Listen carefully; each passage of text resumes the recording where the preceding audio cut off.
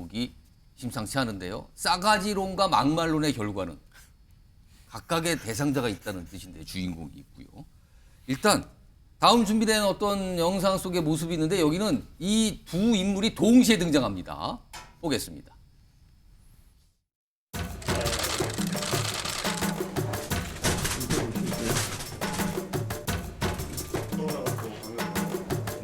내가 인터 시장 시절에 내가 투자 유치 활동한 내용을 봤는데 저도 제 다른 책 보고 있습니다. 나는 사실 내가 대표가 이렇게 자주 만나는 게 정상인데 방도 가까운데 참. 그렇습니다. 형제처럼 친하고 화기애애하게 많은 대화를 나눴고요. 이준석 대표님이 정기적으로 만났으면 좋겠다. 저도 동의를 했고 저희도 오늘 만나서 생각했던 것보다 공감할 수 있는 부분이 많았고 이런 모임이 앞으로 좀 정례화되었으면 좋겠다는 취지에서. 자, 2021년이죠. 당시에는 보니까 마스크를 쓰던 시절이었네요. 당시에 같은 기간에 당대표를 여야 당대표를 맡았었고요. 그리고 굉장히 가깝게 지낸다고 나와 있었죠. 그리고 최근에는요. 공통점이 또 하나 있네요. 신당 얘기를 두 인물 모두 꺼내놓고 있는 상황이거든요. 자, 우선 이준석 전 대표 얘기부터 좀 해보겠습니다. 그 주제 아까 있었죠? 막말론도 있었고요. 싸가지론도 있었는데 그 싸가지론과 관련돼서 요즘에 계속 이 대상에 오르고 있거든요. 관련 목소리부터 좀 들어보시죠. By the way, Mr. Linton, am I the patient here? Are you here as a doctor? Yeah, I gotta say this, the real patient is insult. 대구와 경북이 각각 12개, 13개에서 25개 의석이 있고요. 그 다음에 이제 그 경남하고 울산 이렇게 해가지고 부산까지 해서 한 30몇 개 있는데 저는 바람에 따라 가지고는 그 안에서 절반 이상 승분할 수 있다 봅니다. 아무튼 그 신당의 목표는 최소 30석. 적어도 영남에서만. 싸가지 없다 보죠. 아. 왜냐하면 정치인도 기본적인 예의나 도리가 있어야 되잖아요. 예. 예. 지금 30대가 저렇게 예의가 없으면은 만약 국회의원도 가면은 천하를 어떻게 보겠느냐. 예. 저는 뭐 그런 입장에서는 대구의 민심이 요 근래에 이준석 대표의 그런 행동 때문에 발언들 때문에 굉장히 많이 돌았었고. 자, 뭐 평가가 다양하지만 조원진 우리 공항 대표는 딱 한마디로 정리했잖아. TK 쪽에서 그렇게 보는 것 같다. 본인이 보기엔 그렇다. 이렇게 설명까지 내놨는데 어제 이제 뉴스와이드 인터뷰를 통해서 설명한 내용을 좀 전해드렸어요. 이런 가운데요. 오늘 이준석 전 대표와 관련된 여론조사 결과가 하나가 나와 있습니다. 화면 좀 보겠습니다. 일단 이준석 전 대표 여당에서 공천 여부에 대해서 어떻게 생각하십니까를 보는데요. 공천 조야가 32, 공천 안 된다가 43으로 10%포인트 이상 많습니다. 그렇다면 국민의힘 공천 조선 안 된다는 여론이 더 높게 나온 거예요. 이 결과를 조금 더 자세히 보겠습니다. 다음입니다. 대구 경북 지역만 뽑아왔어요. 반대, 공천 주면 안 된다는 반대가 55% 넘어서고 있죠. 전국 여론조사 결과보다 높습니다. 그리고 보수층만 한정해서 보면 역시 비슷하게 54% 나옵니다. 절반 이상이 공천 주면 안 된다. 자, 김용남 전 의원. 예. 공천 반대 여론이 높은 건데 이건 최근 모습에 대한 여론의 반감으로 봐야 될까요? 이거 어떻게 해석하십니까? 제가 보기엔 분명히 부산으로 찾아간 이뇨한 혁신위원장에게 영어로 이야기하면서 일종의 면박을 준 거는 분명히 많은 분들이 모이시기에 기본적인 예의에 문제가 있다고 생각하기가 충분합니다. 제가 보기엔 이준석 전 대표가 부산에서의 저러한 행동을 한 번 내지 두 번만 더 하면 예. 신당 아마 못 만들 거예요. 아, 비슷한 모습이 또 보인다면. 예, 또 비춰지면 아마 예. 신당은 만들지 못하고 만약에 만들더라도 실패할 겁니다. 철저하게. 그런데 이준석 전 대표가 국민의힘 공천을 받아야 되느냐 말아야 되느냐에 있어서 예. 반대 여론이 높게 나온 건 조금 숨어있는 함의가 따로 있다고 봐요. 그러니까 정말로 국민의힘이 이준석 전 대표에 대해서 공천을 주는 걸 반대해서 공천을 주면 안 된다고 생각하는 여론 플러스 예. 이준석 전 대표가 국민의힘이 아닌 다른 당 내지는 무소속으로 출마하길 원하는 나가길 원한다. 그 민심이 포함된 게 다 반대로 합쳐진 거다. 잡힌 거 아닌가라는 생각이 듭니다. 그래서 그거는 조금 두 가지가 좀 섞여 있다. 그렇죠. 이준석 전 대표가 국민의힘에서 완전히 아니면 국민의힘 지지층 내지는 전 국민을 대상으로 예. 했을 때 인기가 없다. 이렇게 단정하기는 어려운 것 같아요. 지금 분석을 해주셨는데 다음 여론조사 결과도 오늘 같이 나왔어요. 보겠습니다. 그러니까 유승민, 이준석, 김종인 창당시 뭐 간단하게 말씀하면 이준석 전 대표가 신당을 만들고 뭐 두 인물이 도와주는 형태로 될지도 모르겠지만 아무튼 이런 정당이 만들어지면 과연 여러분께서는 어떻게 지지하시겠습니까? 라는 질문이 나온 건데 일단 보면은 더불어민주당과 국민의힘은 거의 같아요. 30이니까 거의 뭐 같은 지지율로 보이죠. 그런데 이준석 전 대표 등등등이 참여하는 신당은 16% 정도가 나옵니다. 자, 이거를 잘 해석해야 되는 건데 요거요. 정태근 전 의원님. 일단 저 신당이 생긴다면 국민의힘의 지지층 표뿐만 아니라 민주당의 지지층 표도 가져간다. 이렇게 보십니까? 아니면 다르게 해석하십니까?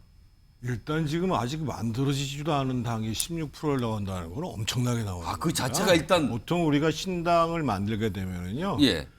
처음에 3%를 어떻게 넘어서느냐부터 시작하는 거거든요. 3%. 3%를 넘어서부터 쭉쭉쭉 가는 건데 만약에 16%가 나오고 실제로 이제 선거 시기에 기권하는 사람 따지면 예. 20% 이상이 나온다고 생각하는데 저렇게 되면은 뭐 교섭단체가 아니라 거의 한 40석 가까이 얻게 되는 건데 저거는 굉장히 많이 나오는 거로 봐야 되는 거고요. 근데 예. 실제로 저렇게 창당이 될지 안 될지는 가봐야 되는 문제고 예. 이준석 대표도 진짜 신당을 할 건지 말 건지를 분명하게 얘기를 해야 되는 이런 상황이라고 보여지고 예. 앞서 공천 문제에 대한 여론조사는 좀 설문이 문제가 있습니다. 예를 들면 공천의 주체는 당이기 때문에 예를 들면 국민의힘 내에서 이준석이나 유승민도 물어봤거든요. 유승민 전 대표에 대해서 예. 공천하지 말아야 된다는 견해가 있는데 이 견해가 타당하다고 생각하십니까? 바람직하지 않다고 생각하십니까?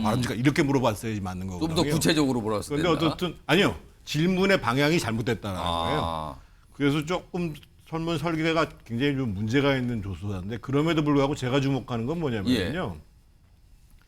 지금 거기서 보면은 윤석열 대통령의 국정 수행에 부정적으로 평가하는 사람들 내에서는 예. 압도적으로 공천을 줘야 된다는 퍼센테이지가 높게 나옵니다. 한 44% 가까이 나옵니다. 예. 그리고 주지 말아야 된다는 게 한 28% 정도 예. 나오고요. 이게 무슨 얘기냐면 지금 이준석 전 대표의 행보는 철저하게 윤 대통령을 내가 상대하고 있다라는 데에 타겟이 맞춰진 거고요. 내년 신당문제도 사람들은 뭐 내년에 국회 입성 문제에 대해서 예. 오직 사활을 걸고 있다고 생각하는데 저는 그렇게 보지 않습니다. 이미 지금 이준석 대표의 행보는 예. 그 머릿속에는 다음 대선으로 가 있는 겁니다. 기본적으로. 그래서 본인이 지역구에서 돌파하냐 안 돌파하냐의 문제가 아니라 예. 내가 영남의 본진에 가서 예. 윤 대통령하고 붙을 수 있는 사람이다라는 것들을 국민들한테 각인시키는 게 목적이거든요. 그래서 그러함에도 불구하고 어떻든 전국적으로 16% 지지가 실제로 나왔다. 예. 그래서 그 당이 교섭단체를 유지했다. 그리고 이준석은 떨어졌다. 예. 그래도 이준석한테는 다음 대권에 대한 길이 열리는 거죠. 그래서 간단치 않습니다. 그 문제는요. 저는 예. 소위 신당 지지율에 대한 정태근 의원님의 해석과는 조금 다른 생각을 갖고 있는데요. 예. 말씀하세요. 이 정치권은요 항상 신상품이 각광을 받는 업종입니다. 비유를 하자면, 그러니까 구상품은 아무리 뭐 성능과 기능이 좋아도 예. 별로 인정을 못 받아요. 예. 그래서 신당 얘기가 나오면 더군다나 뭐 유승민, 김종인, 이준석 이런 전국적 인지도를 갖추고 있는 예. 인물들의 이름을 집어넣어서 신당 이야기를 물어보면 지지율이 많이 잡힐 수밖에 없어요. 근데 실제 투표에서 득표율로 그게 이어지느냐? 저는 그거는 조금 어려울 거라고 생각을 해요. 왜냐하면 실제로 신당 창당 과정에서는 세 사람만 모여서 당을 할 수는 없잖아요. 예. 이 사람 저 사람 뭐 수백 명의 사람이 더 참가를 할 수밖에 없는데 그 과정에서 또 신상품에 대해서 걸었던 기대가 많이 허물어지는 점도 있기 때문에 예. 신당 얘기 꺼냈을 때 16%다. 실제로 득표율은 그보다 훨씬 낮게 잡아야 맞는 것이 아닌가 싶습니다. 제가 30초만 말씀을 드리면요. 2016년 선거에 예. 그 당시에 안철수 신당이 국민의당이잖아요. 그 당이 비례대표로 전국에서 2등 했습니다. 서울에서는 1등 했고요. 예. 그리고 이제 의석수 교수단체를 하신 상회하는 의석수를 얻었죠. 근데 제가 봤을 때는 실제로 신당으로 갈지는 모르겠습니다만 예. 이준석, 유승민, 뭐 김종인, 뭐 금태섭 또 제가 만드는 뭐 당 뭐 또 예, 예. 민주당 비명계 이렇게 해서 만약에 신당이 진짜 만들어지잖아요.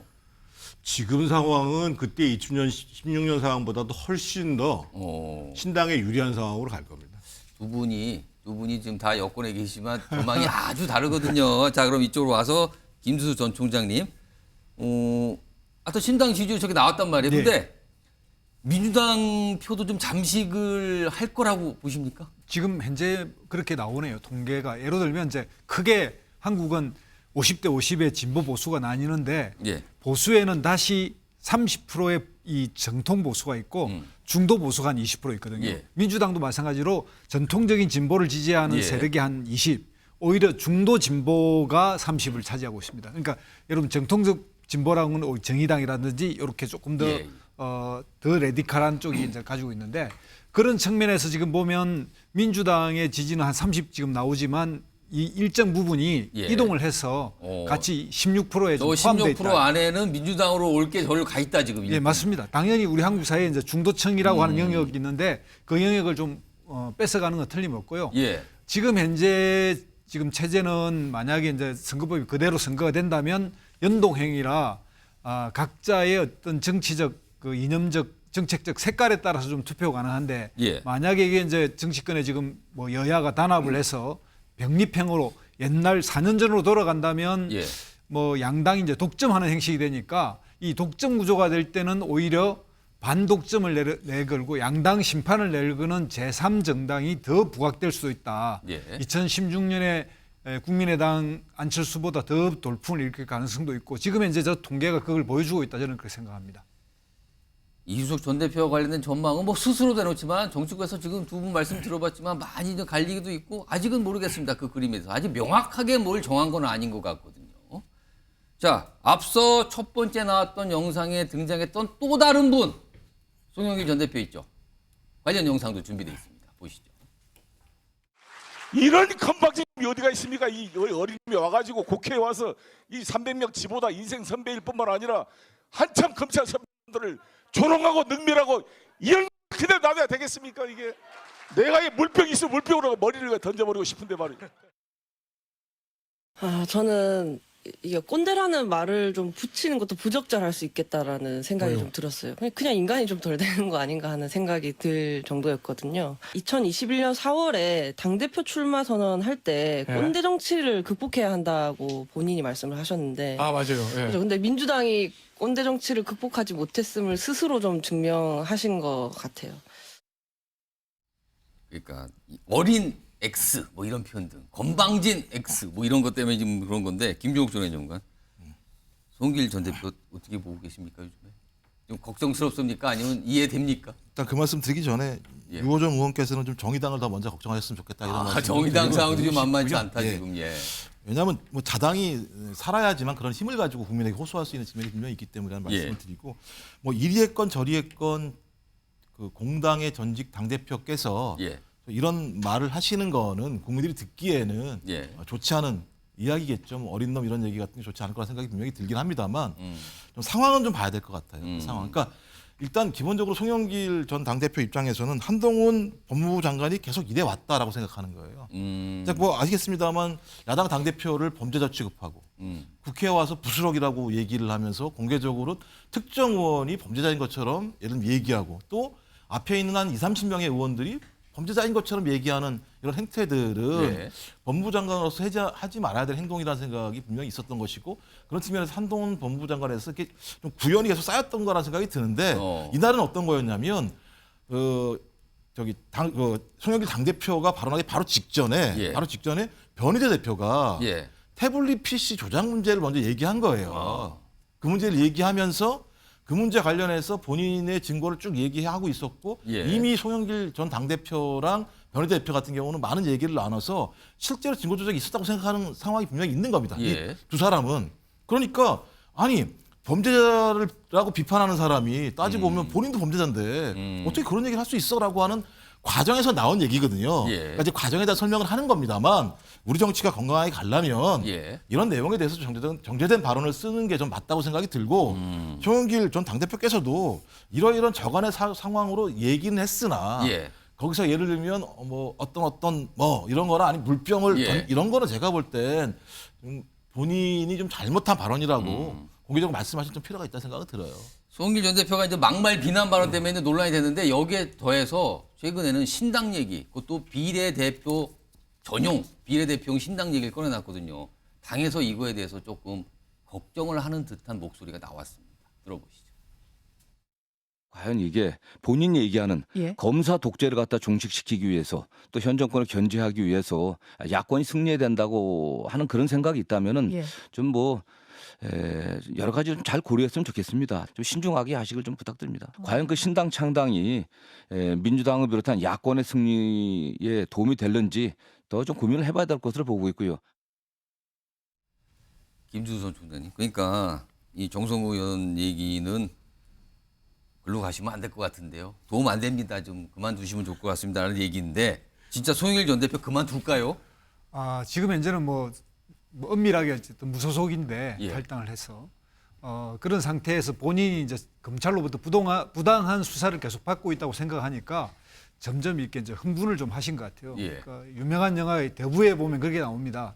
대부가 후계자한테 흥분한 상태에서 뭔가를 결정하면 이를 그르친다라고 이야기를 하거든요. 그렇죠. 신당 얘기는 흥분한 상태에서 나오는 겁니까? 지금 이제 그렇게 해서 즉석에서 나온 이야기인데 문제는 이제 저기에 이야기 나오면서 지금 흔히 거론되고 있는 뭐 조국, 송영길, 뭐 추미애 이런 분들의 이름이 그 민주당을 열렬히 지지하는 사람들에 있어서는 가슴이 뜨겁겠지만 또 냉정히 이 판을 보고 있는 사람들에게서는 상당히 부정적인 뭔가 신호를 줄 수도 있지 않습니까? 그러니까 이것이 윤석열 대통령에 대한 심판 선거로 가야 되는데 이게 또다시 민주당의 뭔가 하자, 도덕적 하자라든지 이런 거에 심판 선거로 가면 안 된다라고 하는 민주당의 정통적 사람들 입장에서 보면 혹시라도 그렇게 프레임이 바뀔까 봐 조마조마한 그런 측면이 있는 거죠. 그러니까 조송추 나오시면 안 될 것 같은데요. 말씀하신 것 같은데요, 지금? 아니 근데 송영길 전 대표 입장에서는 일종의 뭐랄까요? 2판 4판인 상황 아닌가요?